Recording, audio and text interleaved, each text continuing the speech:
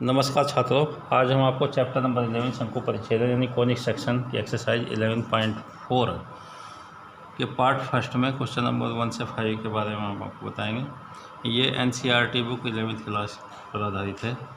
इसमें देखिए 11.4 में हमारे पास पिछली वीडियो में, इससे पहले वीडियो में हमने शंकु परिच्छेदन में वृत्त, परवलय, दीर्घवृत्त के बारे में बताया था। इसमें आज हम आपको अति परवलय के बारे में बताएंगे। अति परवलय एक ऐसे बिंदु का बिंदुपथ जो किसी समतल में इस प्रकार गति करता है कि उस बिंदु की समतल में स्थित एक स्थिर बिंदु तथा एक स्थिर सरल रेखा से दूरियों का अनुपात सदैव अचर और एक से अधिक होता है। जैसा हमारे पास ये दीर्घवृत्त है, इसके पीछे एक रेखा है, ये इसको नियता कहते हैं। यानी कि एसपी और पीएम, एसपी अपॉन पीएम की वैल्यू ई के बराबर होती है और इसको उत्केंद्रता कहते हैं। और ई का मान हमेशा एक से अधिक होता है। स्थिर बिंदु को अति परवलय की नाभि कहा जाता है। स्थिर रेखा को अति परवलय की नियता कहा जाता है। अचल अनुपात को अति परवलय की उत्केंद्रता ई कहा जाता है। और इसके मानक रूप जो होते हैं x² upon a² minus y² upon b² equal to 1 और दूसरा x² upon a² minus y² upon b² equal to -1 होते हैं और ये एक दूसरे के संयुग में कहलाते हैं। उसके बाद देखिए अति परवलय के दो समीकरण मैंने अभी बताए हैं। पहला समीकरण में अति परवलय के मानक रूप जो है x² upon a² minus y² upon b² equal to 1 के लिए a की वैल्यू b से जब अधिक होगी तब ये समीकरण बनता है। और ये जो है x अक्ष के अनुदिश, यानी कि जिसका अनुप्रस्थ और संयुग्म अक्ष कहा जाते हैं, जैसे उसमें दीर्घ अक्ष और लघु अक्ष कहा जाता था, यहाँ पर अनुप्रस्थ और संयुग्म अक्ष कहा जाते हैं। तो जो हमारे पास x अक्ष के अनुदिश होता है, अगर a की वैल्यू b से बड़ी है तो वो अनुप्रस्थ अक्ष इसका जो है x अक्ष के अनुदिश होता है और संयुग्म अक्ष y अक्ष के अनुदिश होता है। तो क्षैतिज अति परवलय के रूप में इसे प्रदर्शित करा जाता है जो x अक्ष के अनुदिश होता है। इसके जो देखिए वैल्यू होती हैं, इसका केंद्र 0 0 यानी कि मूल बिंदु निर्देशांक होते हैं। उसके बाद इसके शीर्ष की वैल्यू ±a/0 जैसे दीर्घअक्षीय होती हैं। वैसे अनुप्रस्थ अक्ष की लंबाई 2a, अनुप्रस्थ अक्ष का समीकरण वह x अक्ष के अनुदिश है तो y इक्वल टू 0। संयुग्म अक्ष की लंबाई 2b, संयुग्म अक्ष का समीकरण y अक्ष के अनुदिश है तो x इक्वल टू 0। नाभिलंब की लंबाई 2b² अपॉन a के बराबर होती है और उत्केंद्रता e की वैल्यू √1 + b² अपॉन a² के बराबर होती है। नाभियों के निर्देशांक अगर निकालना चाहें हम तो ±ae/0 दो नाभियाँ होती हैं जो स्थिर बिंदु कहलाते हैं। नियताओं के समीकरण जो हमारे पास ये रेखाएं होती हैं, इनको नियता कहते हैं, जो लघु अक्ष के समांतर होती हैं। तो नाभियों के नियताओं के समीकरण जो होते हैं, नाभियों के निर्देशांक ±ae/0, नियताओं के समीकरण x equal to ±a upon e. नाभियों के बीच की दूरियाँ 2ae, नाभियों के बीच की दूरी 2ae के बराबर होती है और नियताओं के बीच की दूरी 2a अपॉन ई के बराबर होती है। जैसे दीर्घाक्ष में होते हैं उसी तरह से यहाँ भी अति परवलय में भी यही कंडीशन है ज़्यादातर। बस ई की वैल्यू जो है हमारे पास यहाँ पर चेंज होती हैं। ई का मान वहाँ पर 1 से कम होता है दीर्घवृत्त में और यहाँ पर अति परवलय में 1 से अधिक होता है। इसी तरह से दूसरा हमारे पास अति परवलय का मानक रूप होता है।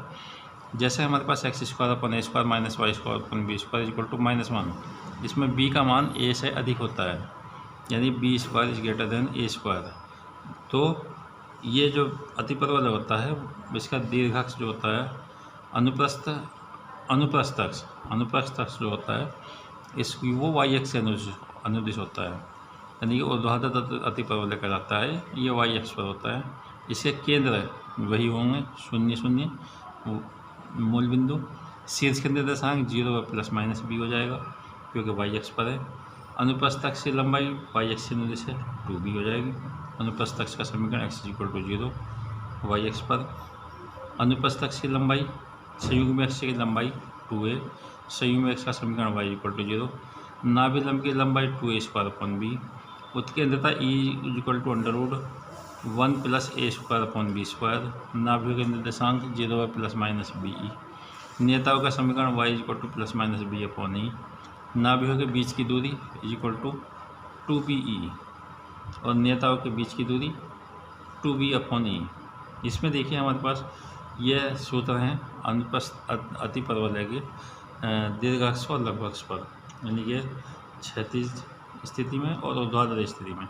अति परवलय पर स्थित किसी बिंदु के नाभियों के बीच की दूरी का अंतर अचर अथवा अति परवलय तथा अनुप्रस्थ अक्ष की लंबाई के यानी कि 2a के बराबर होता है।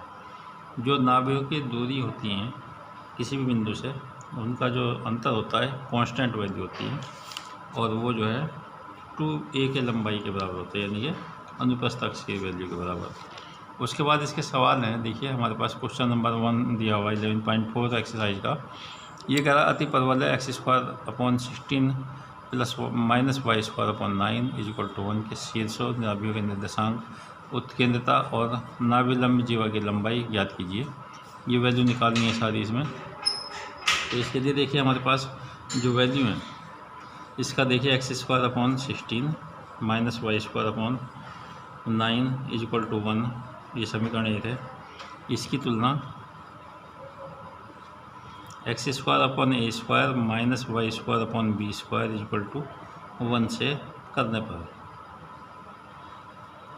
तो पहली फॉर्म है ये, तो a² इक्वल टू 16 और b² इक्वल टू 9। तो यहाँ पर a² is greater than b² हो गया। तो ये जो है x अक्ष के नदी से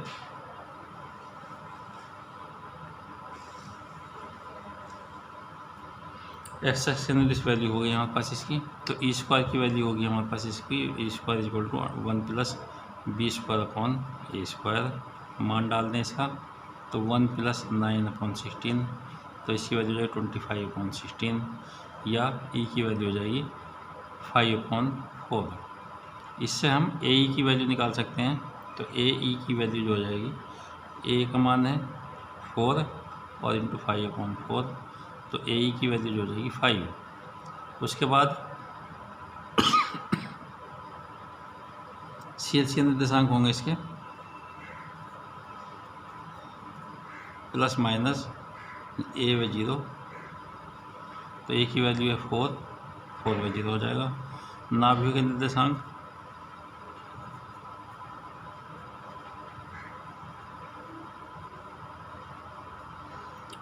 प्लस माइनस ae/0, यानी कि प्लस माइनस a की वैल्यू है 5/0।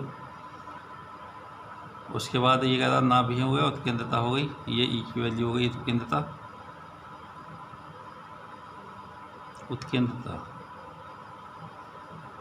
e is equal to 5/4। नाभिलंब जीवा की लंबाई